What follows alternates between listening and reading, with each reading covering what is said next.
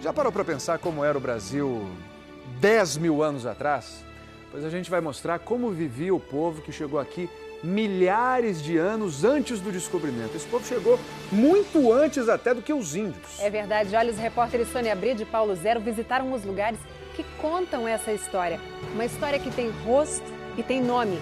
Luzia, a primeira brasileira.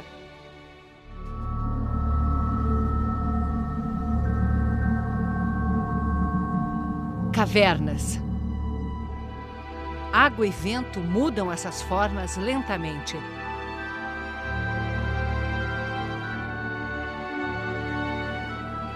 Trazem a terra que cobre e preserva milhares de anos de uma história aos poucos descoberta. A chegada ao continente americano da espécie que conquistou o planeta, o Homo sapiens. Como a humanidade chegou até aqui, a milhares de quilômetros de onde a espécie surgiu na África? Caminhando, sem rumo definido. Seguia animais de caça, buscava frutas, raízes, fugia da seca ou do frio. E como não tinha cidades e nem lavouras, uma vez que avançava, também não tinha motivos para voltar para trás. Assim chegou até a América do Sul, a última fronteira da humanidade na incrível jornada da vida.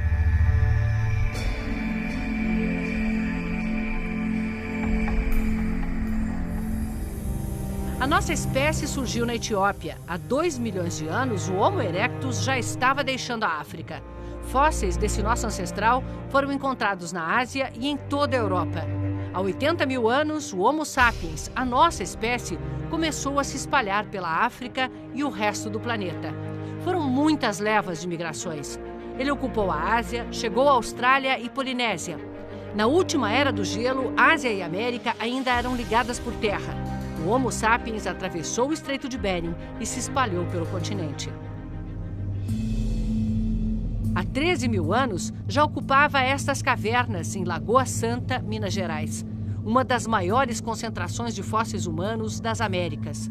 A gente realmente está conseguindo ver as crianças, os jovens, os adultos, mulheres, homens, e ter uma noção de como esses grupos se comportavam como uma população. Um povo que tinha rituais. A maior prova está nos sepultamentos revelados sob a poeira milenar.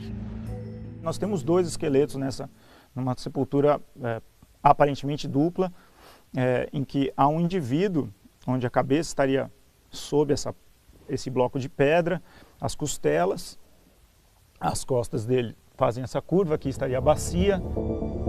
Por que eles foram enterrados assim? Uma passagem para a vida após a morte?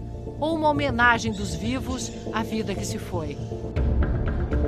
A região está cheia de mensagens deixadas por eles. Cenas de caça, da incrível variedade de animais que andava por aqui. O primeiro a registrar essas mensagens do passado foi um dinamarquês, Peter Lund, ainda na primeira metade do século XIX. Lund fez muitas descobertas reveladoras.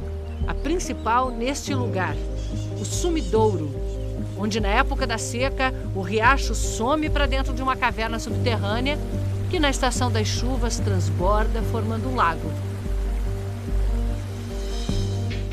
Aqui, Peter Lund encontrou fósseis humanos junto com os de animais da chamada megafauna, bichos imensos que foram extintos há 10 mil anos, como a preguiça gigante, o tigre dente de sabre e o xenorrinotério, um parente do cavalo com nariz estranho. Um século e meio depois, nos anos 70, o professor André Proust era um jovem pesquisador da missão francesa que veio estudar a região. Quando nós estávamos escavando na parte de cima, ou seja, menos de 7 mil anos, nós encontramos várias pinturas enterradas. Foi o primeiro caso, acho que na América Latina, em todo caso no Brasil, que permitiu a gente ter uma comprovação de que pinturas, daquelas que a gente chama de rupestres, tinha vários milênios de existência. Foram anos seguidos de pesquisa até juntar as provas de vida humana aqui há mais de 10 mil anos. Nesta fenda, eles encontraram ossos humanos espalhados. Primeiro, partes do corpo. No ano seguinte, o crânio. Ainda foi preciso um tempo para eles entenderem que pertenciam todos ao mesmo indivíduo.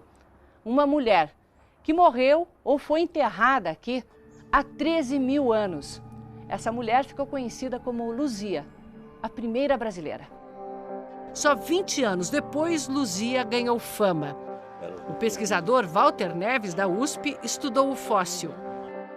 Ela faz parte da primeira população humana que entrou no continente americano. Né? Ou seja, Analisando o formato do crânio, as cavidades dos olhos, os dentes, Walter viu que Luzia era negroide, muito parecida com os aborígenes australianos e muito diferente dos índios que a gente conhece.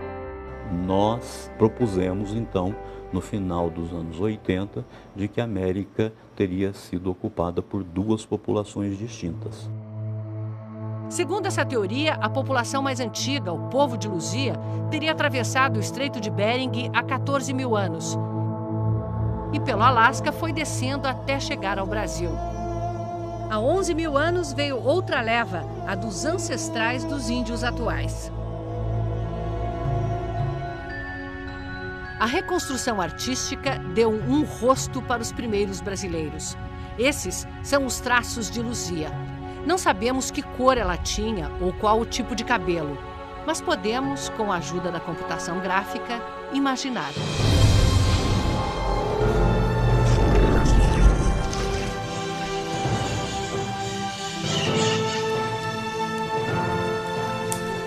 E não é só o rosto. A cada vez que os pesquisadores encontram um fóssil, uma ferramenta, restos de uma fogueira, é como se abrissem uma janela para o passado, que nos permite ver e reconstruir a vida que levava o povo de Luzia. Uma vida dura.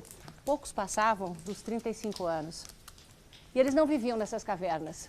Eram nômades. Caçavam, colhiam frutas, muitas raízes. Nessas cavernas eles passavam alguns dias, se abrigavam e seguiam em frente. O povo de Luzia era exatamente igual a nós. Tinha as mesmas habilidades, a mesma inteligência que nós. Éramos nós, antes das cidades, do desenvolvimento, da agricultura, iguais a nós, num mundo muito diferente e perigoso.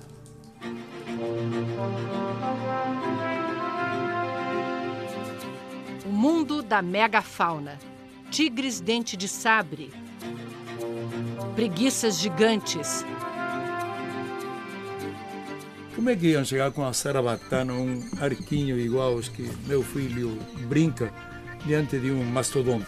Diante de uma preguiça gigante que tinha pelo menos 70 centímetros de garra. Era o primeiro astronauta brasileiro, o sopapo que ia receber entrava na órbita.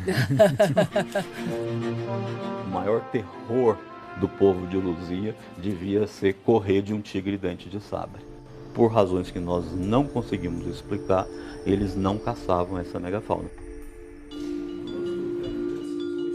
Mas entre as 70 mil peças do Museu de Ciências Naturais de Belo Horizonte, o professor Cartelli tem provas de que eles não desperdiçavam a carne se encontrassem o bicho morto, um osso de preguiça gigante. Este osso equivale aqui. É este osso aqui. Esse aqui. Aqui houve nitidamente um trabalho de arrancar aqui esses cortes. Neste sentido, a natureza não pode fazê-los. O que aconteceu com o povo de Luzia quando os outros chegaram? Em alguns pontos do Brasil, há indícios de que ele sobreviveu até o século XIX. Em alguns locais eles foram completamente substituídos, como, por exemplo, na costa brasileira, você não tem vestígio dessas populações, né? E em algumas regiões houve cruzamento entre essas duas levas. Mas seriam mesmo esses os primeiros brasileiros?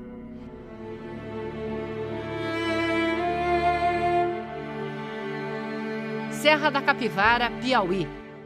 Região arqueológica declarada pela Unesco Patrimônio da Humanidade.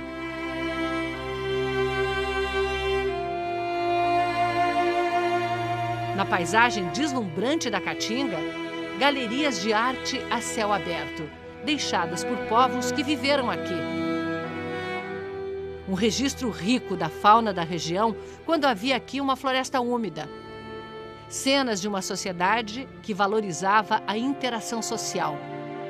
Danças, festas. Um parto feito por um xamã para falar da vida ou por um homem que acabou de descobrir a emoção de ser pai? Esses tracinhos são uma espécie de contabilidade? Um calendário? Isso é a primeira escrita. Eram povos que tinham tradições, que tinham crenças. Nós escrevemos tudo que nós sentimos. Eles, então, gravavam desta maneira. Só que tinha um código, e esse código se perdeu com esses povos. Ninguém conhece esse lugar como a pesquisadora Nied Guidon. Os estudos liderados por ela tentam mostrar que a chegada às Américas se deu muito antes do povo de Luzia. As datações mais antigas que nós temos são de 90 mil anos, temos datações de carbono 14 de 58 mil e uma grande quantidade de 30, 20 mil. Tudo indica que vieram da África. A teoria dela é de que há mais de 80 mil anos, os primeiros humanos vieram para cá direto da África, cruzando o Atlântico em balsas, empurrados por fortes correntes marinhas. No bem montado Museu do Homem Americano, em São Raimundo Nonato, podemos ver os fósseis humanos encontrados na região. Os esqueletos são mais recentes do que o povo de Luzia. Mas as provas de que o homem estava aqui há mais de 80 mil anos são essas ferramentas de pedra lascada. A datação foi feita com base em carvão encontrado junto com elas. Mas parte da comunidade científica acha que essas pedras não foram moldadas por humanos. Eu era ferrenho opositor das pesquisas da Nied lá na Serra da Capivara, mas há alguns anos ela me convidou para visitá-la e eu analisei essas ferramentas. Eu saí dessa visita, digamos que 99% convencido de que ela está correta. O elo perdido, que vai revelar quando de fato os primeiros brasileiros chegaram, está enterrado em algum ponto do Brasil, esperando para vir à luz. Se você estudar as populações humanas no Velho Mundo até 10 mil anos atrás, todas tinham cara de africanos. 10 mil anos, um piscar de olhos na história da evolução humana. Éramos todos iguais.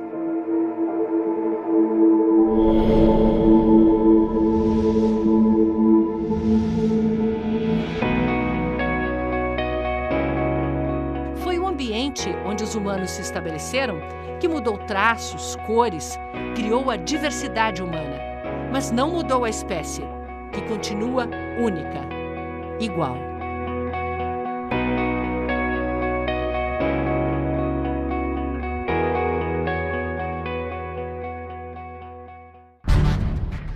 Domingo que vem, gigantes e milenares, as árvores que batem o tempo, o maior e mais velho ser vivo do planeta. Uma floresta inteira é apenas um organismo. E o pinheiro que já tinha 3 mil anos quando Jesus nasceu.